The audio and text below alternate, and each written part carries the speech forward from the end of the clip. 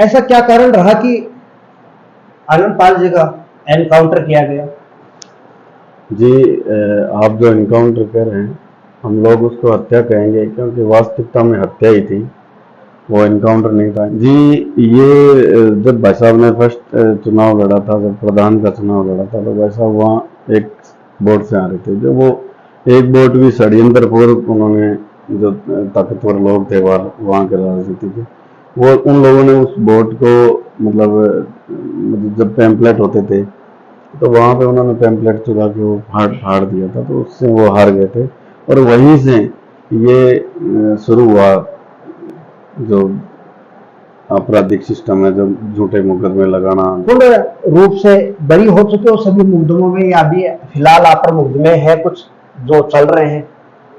जी, लगभग सभी में मैं बरी हो चुका हूँ। 2 अंडर ट्रायल चल रहे हैं और उनमें भी जल्दी ही डिसीजन होगा।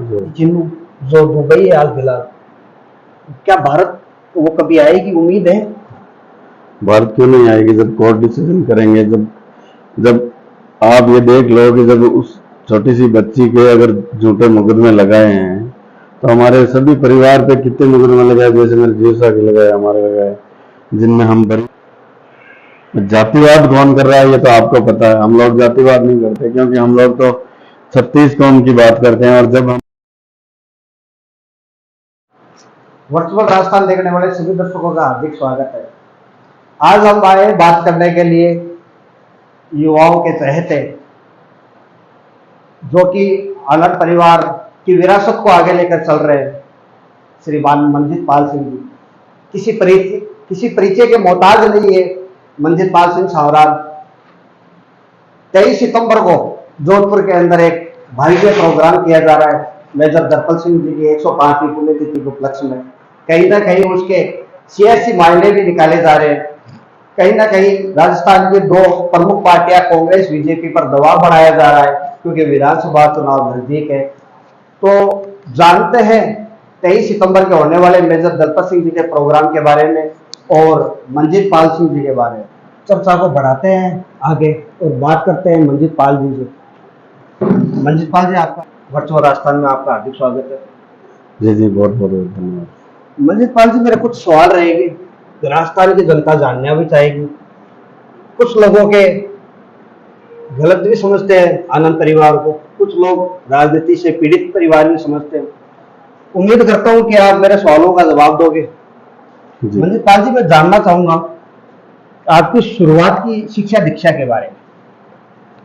जी, शुरुआत से मैंने गांव में सांवराज में पढ़े थे हम लोग, और फिर उसके बाद में हम लोग कुचामन, जहाँ मेरे ननिहाल है, मामू साहब, हम लोग उनके साथ पढ़े थे। मंजित पाल जी, ऐसा क्या कारण रहा कि आनंद पाल परिवार, जिसको आज से कुछ समय पहले भारत के विश्व पटल पर कोई जानता नहीं था, आज भारत के विश्व पटल पर एक अपनी पहचान रखता है?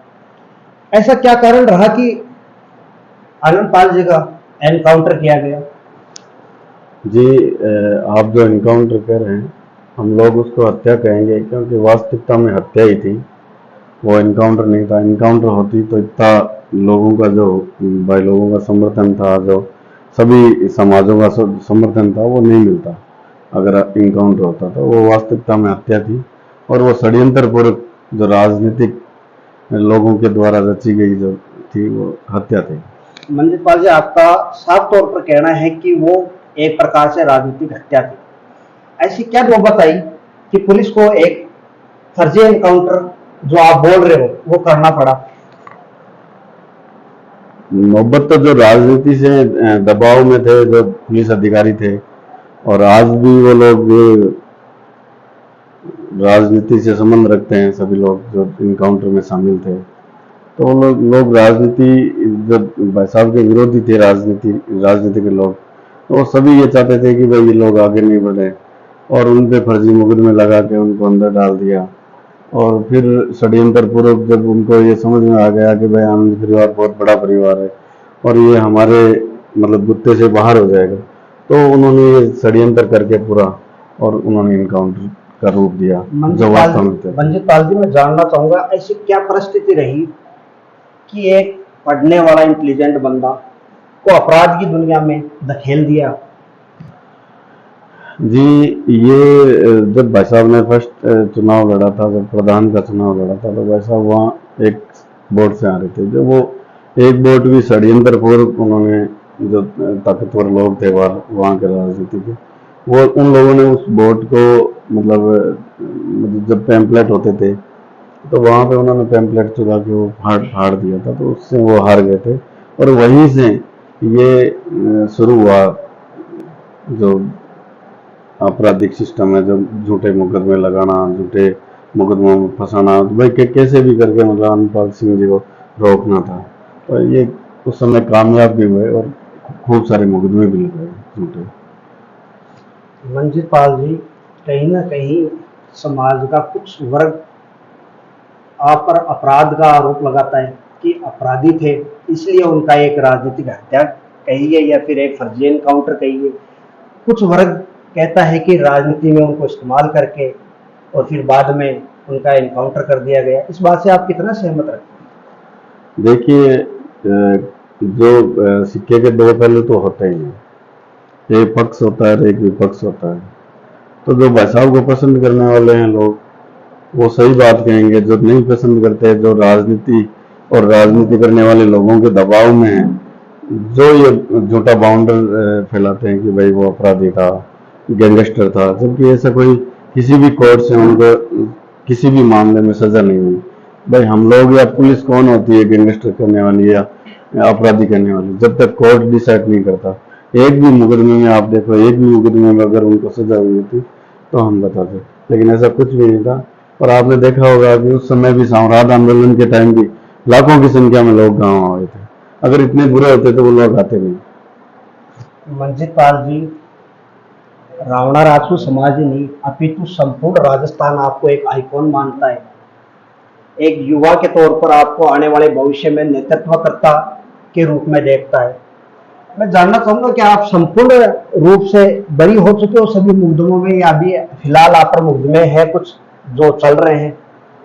जी, लगभग सभी में मैं बरी हो चुका हूँ। 2 अंडर ट्रायल चल रहे हैं और उनमें भी जल्दी ही डिसीजन होगा जो मेरे पक्ष में होगा, जो कोर्ट सही करेगा। दूसरी बात, जो आइकॉन की बात कर रहे हैं आप लोग, तो मैं तो आइकॉन हूँ नहीं, लोग सभी मुझे भाई मानते हैं। और उसी हिसाब से जो भाई साहब ने हमें सिखाया कि भाई शोषित पीड़ित वर्ग की सेवा करना, और हम वहाँ पे जहाँ भी समस्या होती है, जहाँ भी पीड़ित परिवार के साथ कोई ऐसी कोई अप्रिय घटना होती है, तो वहाँ कोशिश हम ये लोग करते हैं कि भाई सभी लोग हम जाके वहाँ खड़े रहते हैं। दूसरा, हम लोग भाई साहब ने 1992 में जो शुरुआत की थी, जब रक्तदान करने से लोग कतराते थे, यहाँ तक हम लोग खुद कतराते थे, लेकिन हमें ले जा के वो रक्तदान करवाते थे। और आज भी हम उसी मुहिम को चला रहे हैं और हमेशा रक्तदान करते हैं। मंजित पाल जी, आपके एक भाई और हैं, वह हाल फिलहाल जेल के अंदर है। क्या उनकी उम्मीद है आने वाले समय में बाहर आने की? क्या आपकी दोनों राजस्थान की प्रमुख पार्टियों से वार्तालाप चल रही है या फिर उनके आगे की उनको बाहर निकालने की क्या रणनीति है आपकी? ये राजनीतिक पार्टियां क्या बाहर निकालेगी, वो तो कोर्ट दूध का दूध और पानी का पानी करेगा। नहीं, आप हाल फिलहाल के दिनों में देखा जाए तो आप जब से बाहर आए हो, बरी होके आप जमानत पर आए हो, जब से लगातार आप राजस्थान में अलग अलग जगहों पर आप दौरे कर रहे हो, इसके मायने क्या है? ये जो दौरे कर रहे हैं वो तो कहीं न कहीं शोषित और पीड़ित लोगों को जगा रहे हैं, और जहाँ अत्याचार और अन्याय होता है हम लोग उनके साथ कंधे से कंधा मिलाकर खड़े रहते हैं। इसके कोई मायने नहीं है कि आप लोग राजनीतिक मायने निकालो। अगर आप राजनीतिक मायने निकालो तो ये आपकी मर्जी है।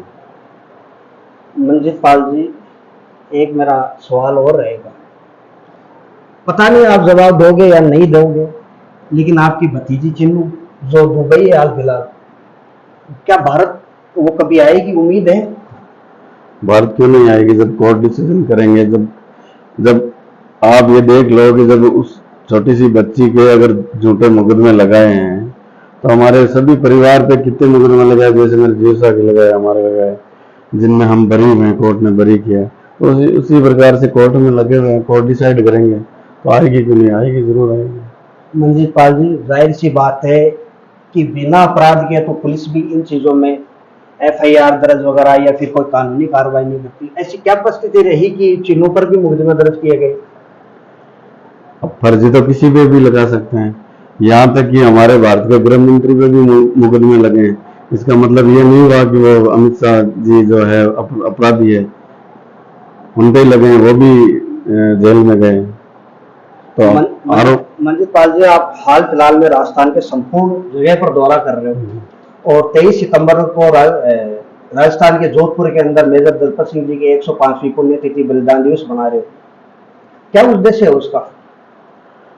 उद्देश्य तो राजनीतिक कोई उद्देश्य नहीं है, लेकिन हम लोग, हमारे आइकॉन है मेजर साहब, तो हम उनकी समाज को जागृत करने के लिए उनके जो आदर्श है, उनकी जो वीर गाथा है, हम लोग सभी समाज के सदस्यों को बताना चाहते हैं और हम ज़्यादा से ज़्यादा उनको जागरूक करना चाहते हैं कि देखो हमारे समाज में भी ऐसे वीर पुरुष हुए हैं, तो आप लोग भी जागरूक हो और एक हो, संगठित हो। मंजित पाल जी, राजस्थान में दबी जबान में ये कहा जा रहा है कि मंजित पाल जी समाज की आड़ लेकर 23 सितंबर को राजस्थान के दो प्रमुख पार्टियां कांग्रेस बीजेपी पर दबाव बनाकर खुद के लिए और समाज के लिए सीटों की मांग कर रहे हैं, इस बात में कितनी सच्चाई है? नहीं, मुझे अगर आवश्यकता होती टिकट की तो कभी से बीजेपी कांग्रेस दोनों ही कर रहे हैं, लेकिन हमने ये चीज छोड़ के हमने ये सोचा कि हमारे समाज के मूल ओबीसी के जितने भी लोग हैं और हम लोग सभी संगठित होकर ओबीसी वर्गीकरण की जो हम लोग ताल ठोकेंगे 23 तारीख को, वो इसलिए ठोकेंगे वास्तव में जो ओबीसी आरक्षण है वो पूरा का पूरा एक जाति खा रही है। आप देख रहे हो कि ओबीसी आरक्षण में कितनी नौकरियां लग रही है और कितनी मूल ओबीसी के लोगों को लग रही है। तो ये सोचने की बात है कि भाई उनके घर में ऐसा कोई गॉड गिफ्ट नहीं है और हमारे घर में ऐसा कोई अभिशाप है जो हम लोगों को ओबीसी आरक्षण मिला हुआ है, उसके बावजूद हमारे बच्चे अगर नौकरी नहीं लग रहे। तो उस हिसाब से हम लोग सभी संगठित होकर ये दोनों ही पार्टियों को चैलेंज करेंगे कि अगर हम लोगों को हमारा मूल ओबीसी का हक और अधिकार नहीं देंगे तो हम दोनों को चैलेंज करेंगे, हम लोग नया कुछ रास्ता सोचेंगे।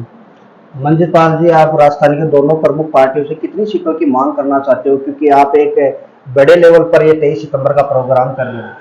हमारी सीटों की मांग नहीं है, हमारी मांग ये है कि हमें मूल ओबीसी को हमारा हक और अधिकार चाहिए, वो किसी भी सूरत में चाहिए। और दोनों ही पार्टियों को हम लोग ठोक के ये कहेंगे और आपके द्वारा भी ये कहना चाहेंगे कि हमें सीटों से ज्यादा हमारा हक और अधिकार चाहिए, और वो हक और अधिकार नहीं मिलता है तो हम सोचने पर मजबूर हो जाएंगे कि दोनों ही पार्टी ये बोलती है, कांग्रेस ये बोलती है कि ये फला फला हमारे कोर वोटर हैं, बीजेपी ये बोलती है कि हमारे कोर वोटर है, तो वो भूल जाए दोनों ही पार्टी कि हमारे कोर वोटर है, क्योंकि जो कोर वोटर थे वो जाग चुके हैं हम, और हम हमारे हक और अधिकार लेकर रहेंगे। क्या मंजित पाल जी 2023 के विधानसभा चुनाव में हमें किसी सीट से चुनाव लड़ते हुए दिखाई दे सकते हैं? नहीं, अभी कोई डिसाइड नहीं है, लेकिन हमारा परिवार जो आनंद परिवार है लाखों की संख्या में, अगर वो सब चाहेंगे और वो सब मुझे इजाजत देंगे तो जरूर हम लोग सोचेंगे इस बारे में। जनता ये भी जानना चाहेगी, अगर मंजित पाल जी 2023 का चुनाव लड़ते हैं तो कौन सी पार्टी से चुनाव लड़ेंगे? वो मैंने अभी आपसे कहा था कि आनंद परिवार में मैं अकेला नहीं हूँ, लाखों की संख्या में है, और लाखों की संख्या में हम लोग सब लोग डिसाइड करते हैं कि भाई किसको क्या करना है। अगर सभी लोग डिसाइड करेंगे तो जरूर लड़ेंगे, लेकिन हमारा मुद्दा ये चुनाव लड़ना नहीं है, हमारा मुद्दा ये है कि हम मूल ओबीसी के जो लोग हैं, मूल ओबीसी की जितनी भी जाति हैं, उनका हक और अधिकार लें। अब आप ये देखो कि स्वामी समाज को इन गवर्नमेंट ने जमीनें, जो मंदिर माफी की जमीनें थी वो दी, और उसके बाद आज तक उनके नामांकन नहीं हुआ। तो ऐसे मूल ओबीसी के साथ अत्याचार हुआ जो आज तक कोई नहीं देख पा रहा है।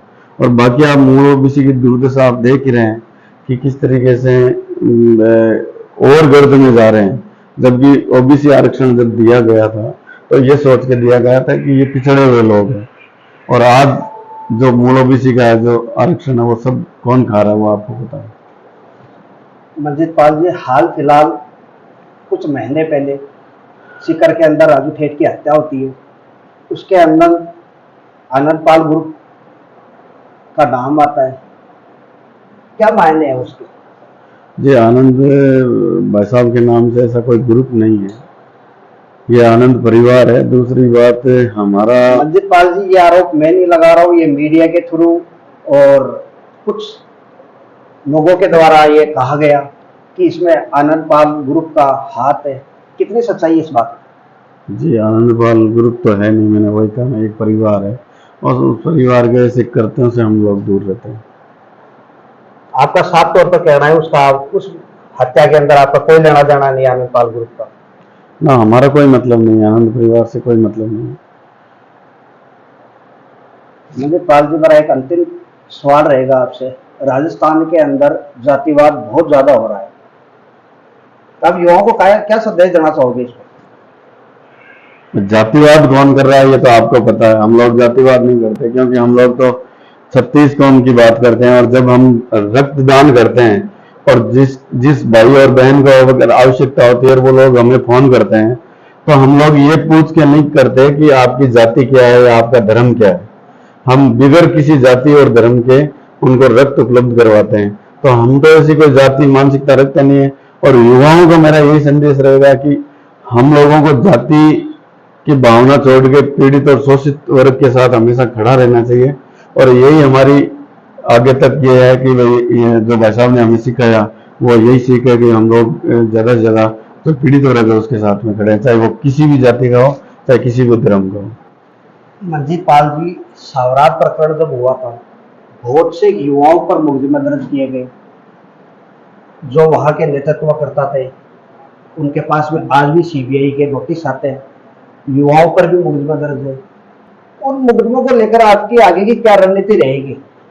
जी हम लोग सभी संघर्ष समिति के साथ में हैं। जो साम्राज्य आंदोलन में जो संघर्ष समिति बनी थी उसमें आज भी हम लोग उसके साथ में हैं और जो वो निर्णय करेंगे वो मानेंगे। लेकिन मैं ये ताल ठोक के कह सकता हूं कि अगर केंद्र और बीजेपी सरकार में जो मुकदमे लगे हैं, अगर हमारे जो जितने भी 12-13 हजार लोगों के, भाई लोगों के या मेरे बुजुर्गों के अगर मुकदमे लगे हैं वो अगर नहीं उठाते हैं तो हमारा तो वही रहेगा कि हम लोग पहले तो कमल का फूल हमारी बोल वो रखेंगे ही रखेंगे जारी।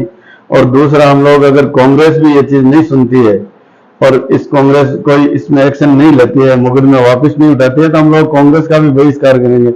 आपने देखा होगा कि 2018 में जो कांग्रेस गवर्नमेंट बनी है वो सिर्फ और सिर्फ साम्राज्य आंदोलन की वजह से बनी है, जिसमें राजपूत, राणा राजपूत और सभी जो भाई साहब को चाहने वाले थे, सभी लोगों ने, सभी समाजों ने मिलकर इसको बीजेपी को सबक सिखाया और कांग्रेस की सरकार बनाई। लेकिन कांग्रेस ने आज तक उस चीज पे कोई ध्यान नहीं दिया। तो हम लोग मूर्ख तो है नहीं, और सभी जो भी संघर्ष समिति जो आदेश करेगी हम लोग उसको मानेंगे और कांग्रेस और बीजेपी का दोनों का ही बहिष्कार हम लोग करेंगे। ये थे हमारे साथ में मंजीत पाल जी। उम्मीद करते हैं कुछ सवालों के जवाब मिले होंगे। धन्यवाद वर्चुअल आस्थान देखने वाले सभी लोग।